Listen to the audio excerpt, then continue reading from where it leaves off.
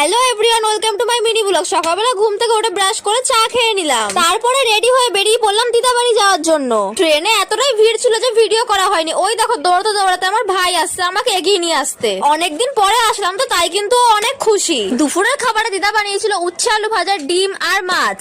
আমার জন্য তো এখনো ছোটবেলার অভ্যাসটা গেল না। ডিম হলেই কিন্তু আমি ডিমের কুসুমটাকে দিয়ে ভাতটা মাখিয়ে নিই। খাওয়া দাওয়া করে চলে এসেছি আমাদের পুরোনো বাড়িতে। এখানে এসছে এদের সাথে দেখা করবো না সেটা তো কখনো হয় না। কিভাবে আমার পায়ের উপরে মাথাটা দিয়ে শুয়ে রয়েছে। ও কিন্তু এখানে সবার কাছে খাওয়া দাওয়াটা কিন্তু পায়, আর আমি ওকে যে আদর গুলো করতাম সেই আদর গুলো কারোর কাছে পায় না। আর পরিস্থিতিটাও এমন যে আমি ওকে বাড়িতেও নিয়ে যেতে পারি না। ওখানে নিয়ে গেলে আমার খুব ভয় লাগে যদি ওর কিছু হয়ে যায়, কারণ আমার বাড়ির সামনে বড় বড় 4টে কুকুর আছে। এই দেখো রাস্তায় আসতে না আসতে আর একজন চলে এসছে, ওর নাম রেখেছিলাম আমি পোকো। আর একজন দেখো ড্রেন থেকে উঠে চলে এসছে। আগের বার যখন এসেছিলাম তখন কিন্তু ও ভালোই ছোট ছিল, এখন অনেকটা বড় হয়ে গেছে। আর টুনু জানো তো আইসক্রিম খেতে খুব পছন্দ করে। আজকের জন্য তোমাদের ভিডিওটা ভালো লাগলে লাইক আর সাবস্ক্রাইব করে দাও। দেখা হচ্ছে নেক্সট ভিডিওতে।